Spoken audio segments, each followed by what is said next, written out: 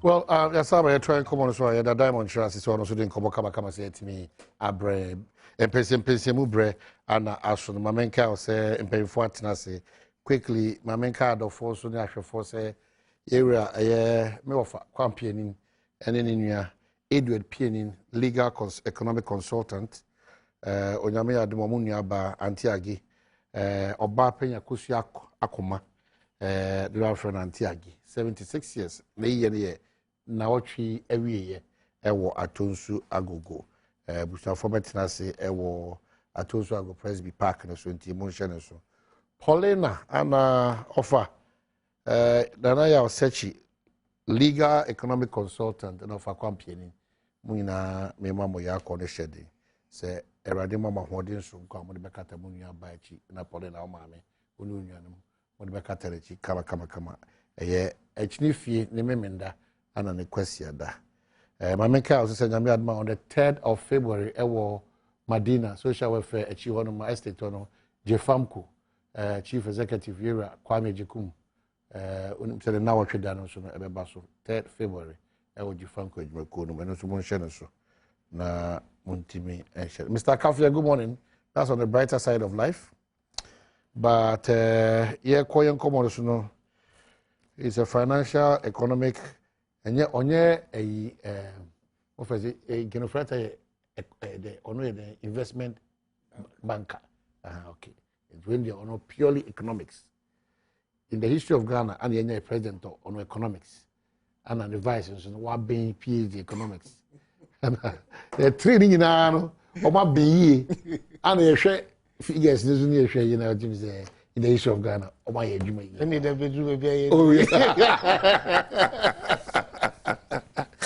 oh you see that the show you are the champion come here Easter this year or no ginebo e dey emo o ba kwa ba e da se so ajibre se oni e be din komo in the midst of e nyina you fear say yes I to twede for E-levy na eja muni adaji to bi akọ James you get business na obi abeti kama omo you ready for another fantastic gym session but this time omo say omo no omo de be this an komo no nya de ombe pupu bia ba kwa ba o my major so okay so me akasa minia enso atna say Sylvester Tete so ono de ni how nyina me gidi say ade share obotia no English amafo mu ya we me aso me kan obi mi krom kwan kra yi so maji obi krom kwan aboso nti no me hu say ne de ne nano da me kwasa Dominic obokwa na say de okwa obetime tu na waginem na oka na yakata so no wasa eyiye pie no wasa akọ nti me hu say obokwa na ahom tika kraji Mr. Minister,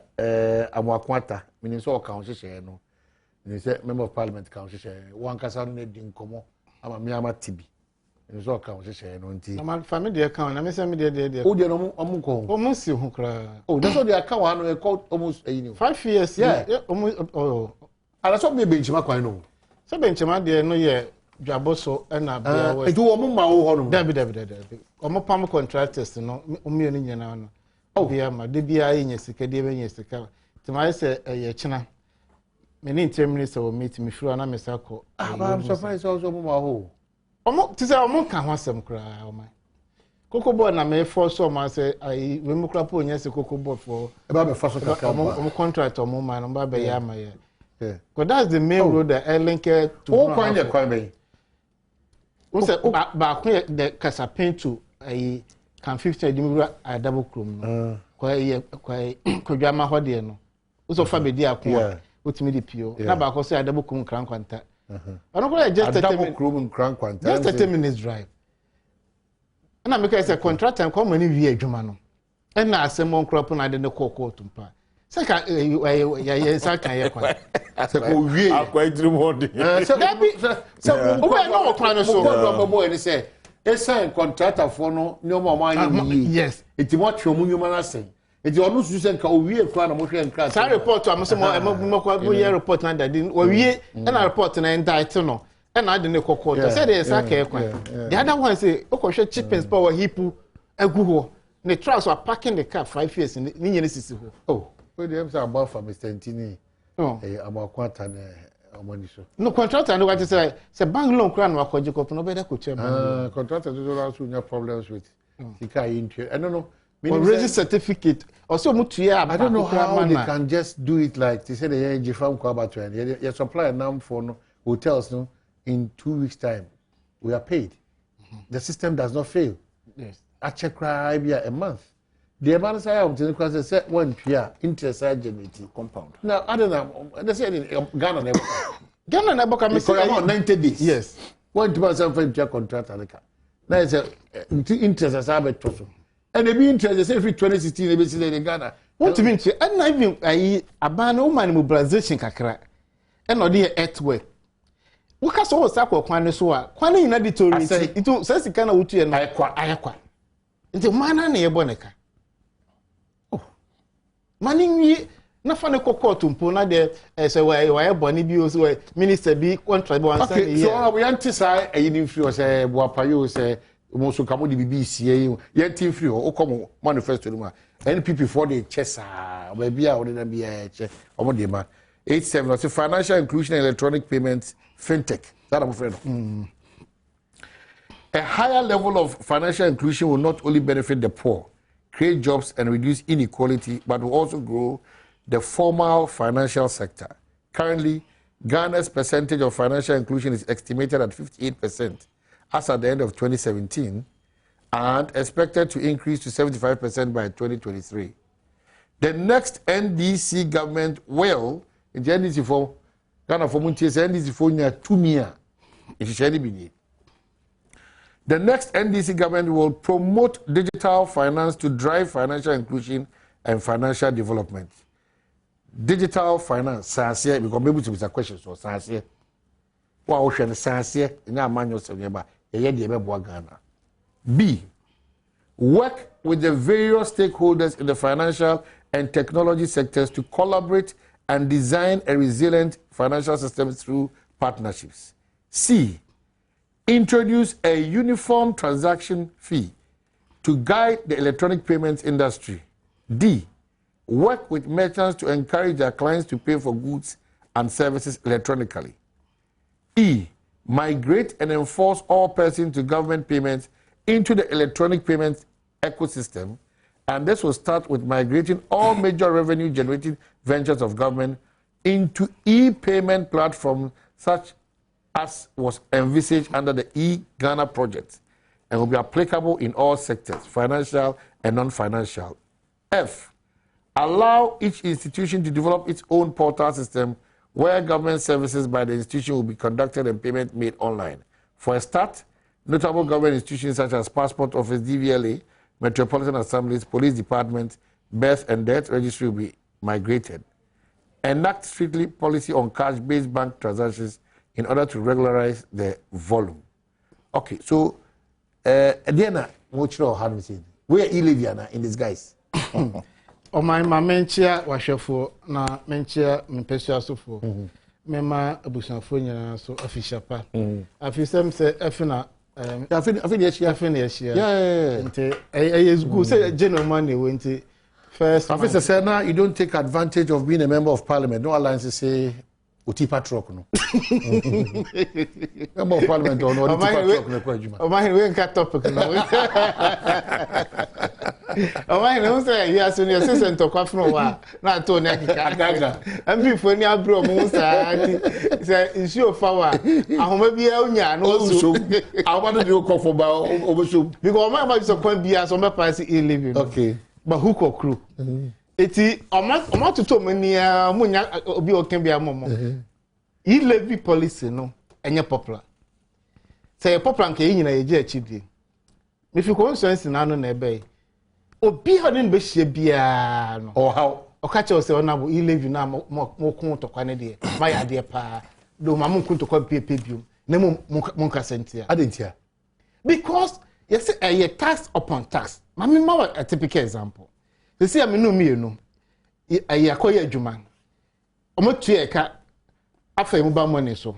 Nipa ni tue ka wate ne tax dada. Sika ne ba ye no, where you dey e da hye obutomu.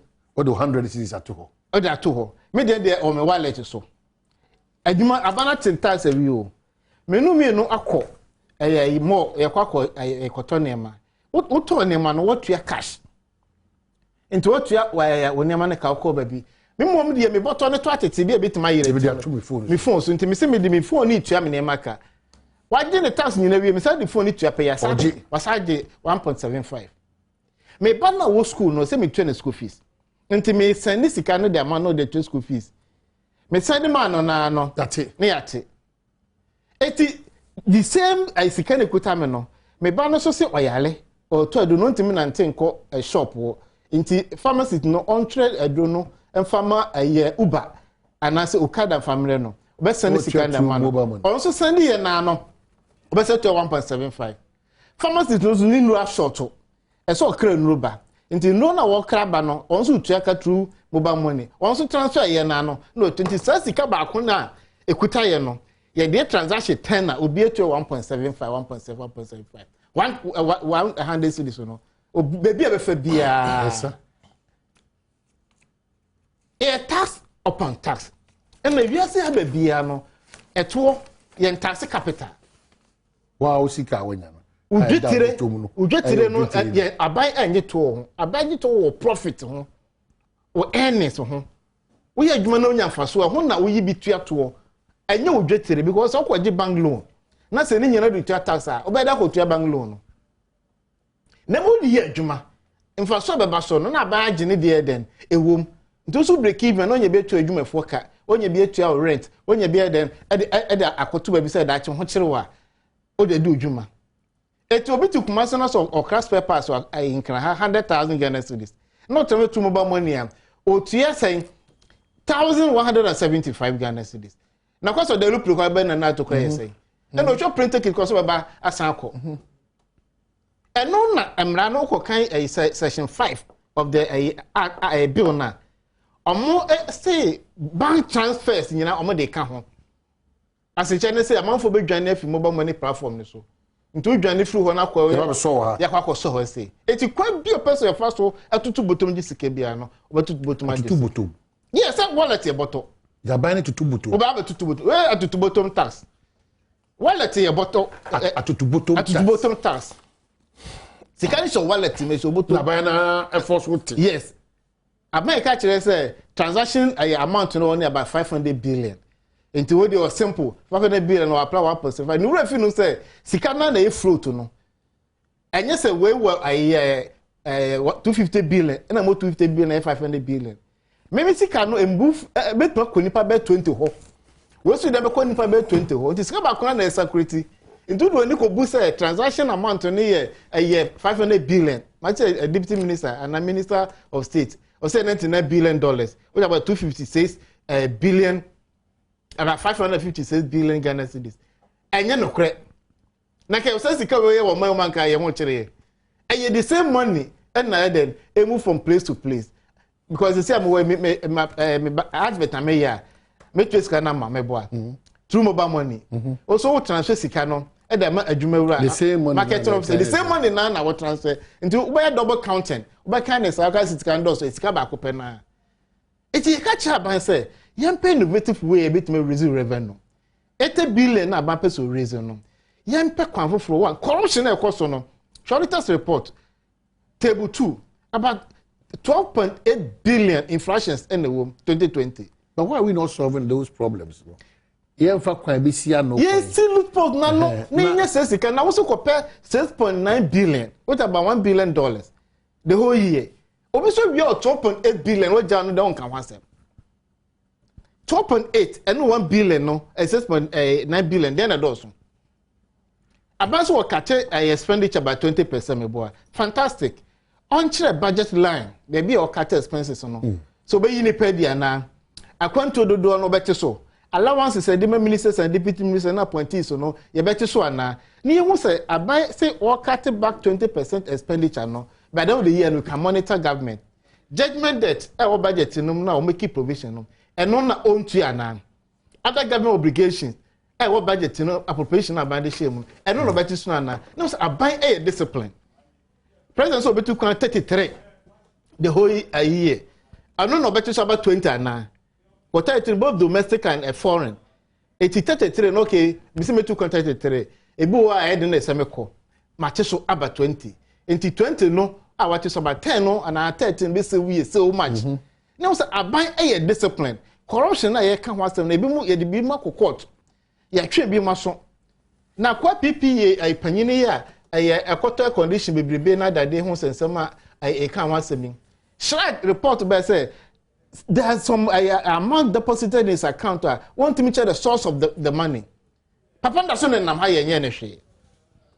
Di agro. Ye di agro. Lip service. Say a quote se channel employer. It you lose post no wo ho.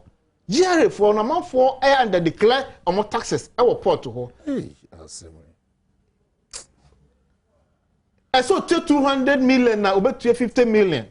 Sa lose post na ye proku ni nyina wie 80 billion na ban so pe no. Na sa be ka 80 billion no. Ni ye ja ahiafo na mobile money 300 ni 200 e de mo ma me yale mo na sika sa be tax no. Ba me na wala anyo yaye akwaje. Wala anyo si me mabusa asem ana ma mo achi asem no. Me ba be yi wasem na no. Wala anyo si.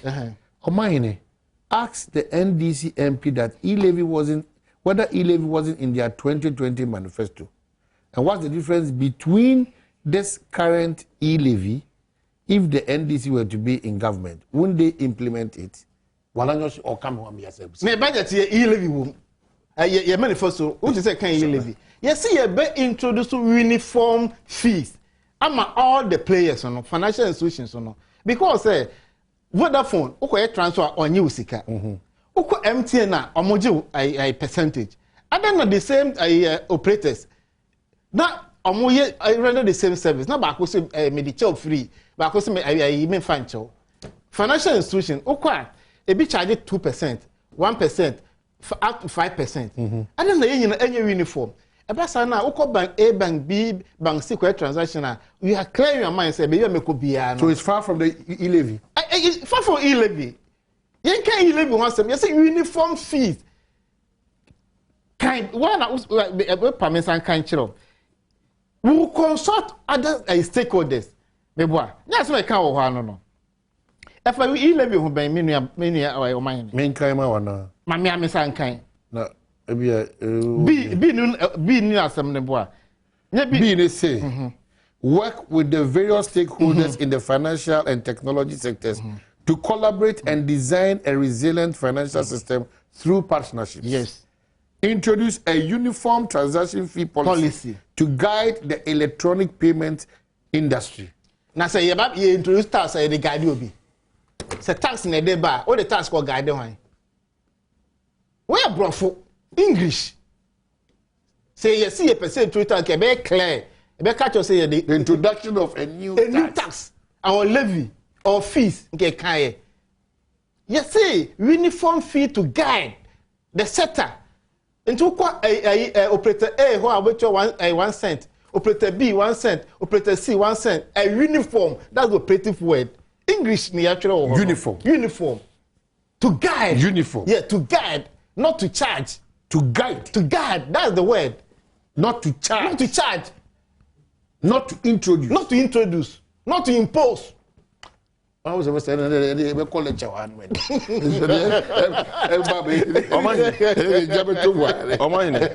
Memao official pa. Official pa. But who's research the cost of the I mean, research department. Me TF4 ani afefo anopay. Omahene. Na menchia me Richard.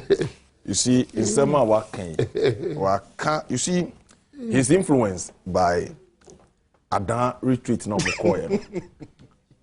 In Trenia, former President Mahama, Odikobo NDC MPs, war Upper Safari.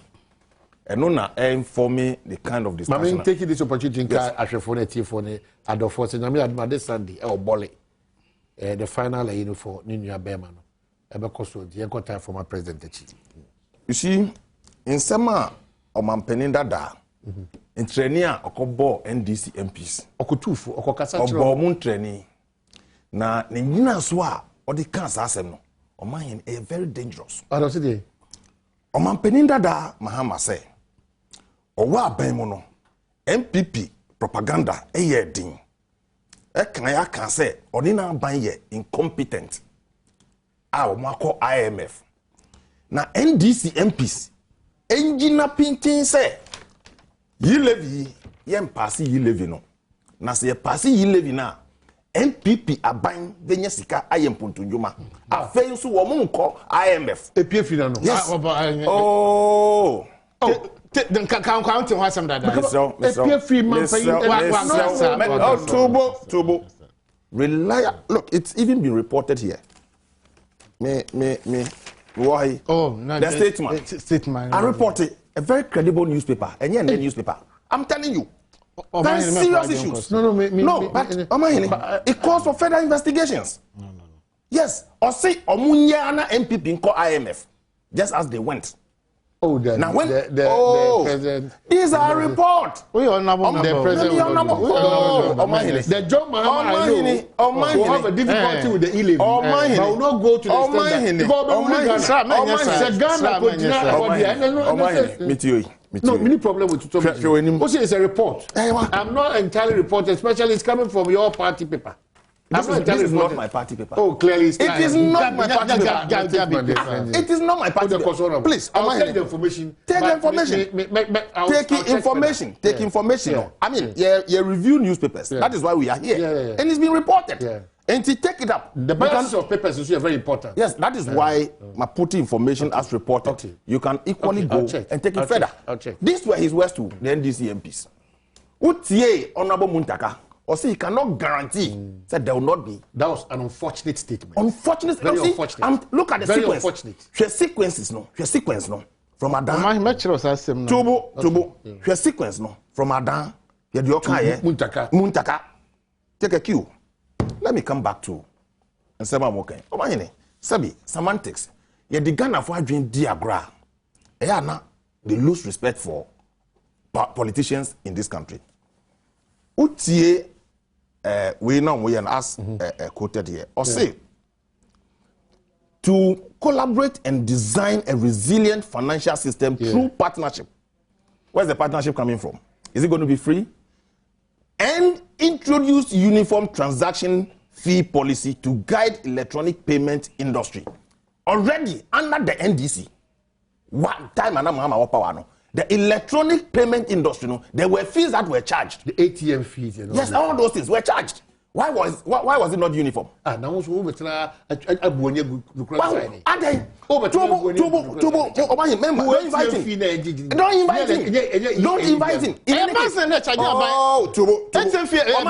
the more dangerous one is coming. That's my manager. Tax was no, corporate tax. No. The financial transaction service tax. They brought it. The financial service tax. NDC people brought it. Listen, Omahini. A man for 2 years Ghana Fonia. Umaya expose woman. Or say uniform transaction fee policy. Right? Guide the electronic payment industry. The biggest electronic payment industry in this country is Momo, isn't it? It's Momo. But that is not their intent. Tubo, it's far from interpretation of people in this. But they are not specific with that. Electronic. Electronic. You cannot jump into the biggest or the smallest. But what they are saying electronic. It's not what they say. In this country today, the biggest electronic payment system through the Momo transaction. It's the biggest. Catch them saying the biggest. Tell me if it's not the biggest. So in by fairness, of course. Let's move on. Turbo. Check clearing system. Gifts. Any mobile money, then the biggest. Electronic payment system today is Momo. It's not Momo. Turbo. It's not. I mean, this. Or see, check the party system. You're careful. We catch them say the biggest electronic payment system today is Momo. Millions of cities. The party also stated that it was going to work with merchants. Who are the merchants? To encourage their clients to pay for goods and services electronically. Yekikamu nyinabom. Na ti aban die kra modi ba ye. Ti aban die na modi ba kra na ye. Wa mo say migrate and enforce ye be shamo all person to government. All person to government utie. All person to government payment into electronic payment ecosystem. My goodness. Or shebi kura san techre. Say hey, enemri won't me call bank. we are buying juma, we payment system, we BBA, we school fees compulsory. O ma here be to met me afa car come back school. Aba go to any fees amano. NDC for said Debbie. Ya the money na be rem, ya can tax na bomb. Yes. Yes, sure. Yes, sure. It's in their manifesto. Enforce. Check, read. It's there. Now, I'm going to try to Ghana for any. But you see, taxation, no matter how the percentage, a canipa. Until I make kasa one. Because me kasa nipa to be no. Ebi me metuya me more than some of them. I may be in a position me more than some of them. A toward there, ni tuya no din, ya. But you hear the rationale. No, but to bottom to the say and yet to bottom to. Nipa no can't tell say to bottom to no. I've just exposed them. They were going to do it harsher than what we are going to do today. Because it is going to be enforced. You don't have an option. Or mine a toya optional. But with the NDC, it is enforced. An enforcement. Yes. There are two different things there. And then Opa na we momo. Uma mi wo adabraka na Opa. So bet me afaka na odiska komano. Say we anje oto. But to the NDC, we are business. It's going to be enforced. It's more dimbe and sense uncle for you. Money number more and say tax no and papa. Oh my, the architecture of your economy no and there. I mean, just like any other MP. Yeah, so applying. We call road ministries is here. A car and there. Contract who do I mean now is over 23 billion. IPCs are already also buying tuya is over 9 billion. I'll say tuya contractors because we in Nejuma we raising certificates. You say tuya no go tuya Nejuma so. You go fast can wine. The NDC's intention say yanko IMF yanko jide MY yanko IMF from the days of old. What has been the result? It hasn't helped this country. Nipa will come hono. Yan try say you be reduce and then yes, data, yes, service, interest, infrastructure, and that structure has been there from the NDC time. Yes, Ghana for. You say told you but infrastructure in the long term, Ghana for. Ghana for. Into yes, NDC na also no intention na NDC for no one, a killer than the Abba and they. Honorable Champo. A killer. A killer to the extent say no, you cannot interject. For two different interpretations. Yes, because near my making, the enforcement it is there. Just read it. The intention. You see, and they had predicted by 2023, no, the former financial sector that was about 58% will be growing at 75%. So let us bring all these people and enforce it. There's no leeway for you to decide, say, I want to do the other way. I see. But here, they were going to enforce it. Persons to government. Into any business you do with government, you cannot escape this tax. Okay. It's the best Ghana for say. Yeah, call parliament. Yes, or can I say, or call the constituency? Ubia say tax with the men so. Ubi on tears here. I sit down with people. Me church mumu. My NGG to her, Yanko Jibusian. Yajibusian, a canny minute, a cannon minute, what can to me yet? A necessary evil. NPP. Look, E-levy among the municipality. MPP. Oh, my. Yeah, the reliance too much on E-levy. It is not the reliance on my money. That's a job. Oh, my. We don't have money. Our finance committee. So oh, my. So what's the revenue? One casa crank out is 6. The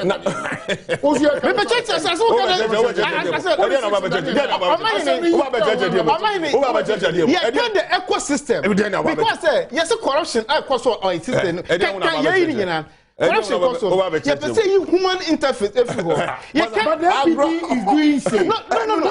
Digitalization. Listen. You know my digitization is in your manifesto. Yes, passport office. No. You can't DVLA. Passport office. But that's exactly what you are doing. On top of this, and we introduce E-levy. Fees and charges by law. E-levy. Fees and charges by law. It's never uniform. Fees and charges by law. It varies from institution to institution. Fees and charges. Fees when money passes through it's not uniform. This ecosystem electronically. You could just go through so DVL now. I will do a last year now. You know, and not say we are so. I call it financial transaction levy. They brought it. You better reduce corruption. Our system. Near ecosystem to bring uniform fee, to guard the operators. Then they just say E-levy. And your tax, and your fee, and your fee. I'm so confused. I buy me anything to me to determine the fees and charges. What I say. You see, we want to bring everybody on board. Financial inclusion, to bring the unbanked into the banking sector. It's about sana omahene. You bet me monitor transactions equals to nyina. I'm Ghana for omni sika question pass yenye sika nko bank na bank so nya bi man loan nyina no. San money nyina free ho. E den na wo be dani a loan. I say the biggest transaction that we Ghana is a lie. Check clearing system. One company company transfer more than $1 million. What are you telling me? Payment. Check payment. As you tell mobile money as financial transaction service tax. NDC for the buy. My NDC for the buy. See, check payment. Gifts. Clearing system no every day. Just a clear a financial sector no. Billions of cedis. Number more the say. Momo transaction is saying far from E-levy. It's not about levy. We want to guide the industry. We want to protect the industry. But what I say, introducing. You see, who introduced NDC? Yes, NDC manifesto in 2000. We will never introduce any new tax. When they finish, they brought over 27 new taxes. No, we don't want to hold you by that. What you are saying. Say, someone must work a capadia. And credibility is in that. One of the things that just the credibility of your introduce uniform. The witness you don't have not credible. A levy and a money ban tax. Oh, that's what we do about it. What does to guide? Now, Obi Akoko impose tax. Now, enforcement is well. Yes, what you told you. Ecosystem to enforce everybody financial inclusion. To ensure that system. No, I don't say so. Through the network. Oh, program. No, Akasa to what I say. Much of my way say no matter 220 billion. And so when they get for what was $1.5 billion. Would they be kusia what? And so would be kusia. And not just extra. And I just said, when I call 10 billion Ghana cedis. That's can only be on the own team. I'm here. Now so dear now we yeah, I'm team Metiwa. Nothing now Casama for no scam. Who shall by this kind of good. I buy your capital expenditure, your goods and services. Unya your appropriation in here. Who could do almost say now you have problems. There's a problem. MPP. Never said the capital expenditure didn't put to Juma physically. Oh no. Unnecessary expenditure. They said that's what the former president said, that stop the wastage and then let's fantastic. Stop the wastage. Corruption. No wastage. I was saying no. You see? Oh, sir, I don't know, mommy. Now what can say you? Who see me and me? Now see what can say you?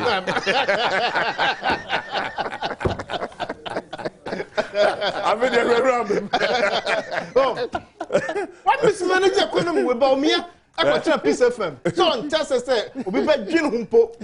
In so contemplation say, you ba be taxi mumu. Okay, you want for last 2 years. Mama, you be we Ghana force mumu ni unpopular. Ghana force ahun chire o system. Ghana for representation ever pass E-levy. Kokokua for pokerom koko e nyesi kan famo. Omahene. Enye no. Now we are enye no kre. Enye no kre. Omahene. Esi, oka koko mi. It's a man industry. Block and enye no kre. It cannot be true. Koko for sikana eba. Oh, eba. Muta customer can say. Enye no kre. Ultimate guarantee say. Mama, muta customer ultimate guarantee no. We say, review. I'm coming to expose him on the so-called corruption and mismanagement. I'm coming to expose him. I'm coming to expose him. Presiding. Speaker Baba. Tuesday, Obesa to come here. Oh, to crime no be kase. Na ya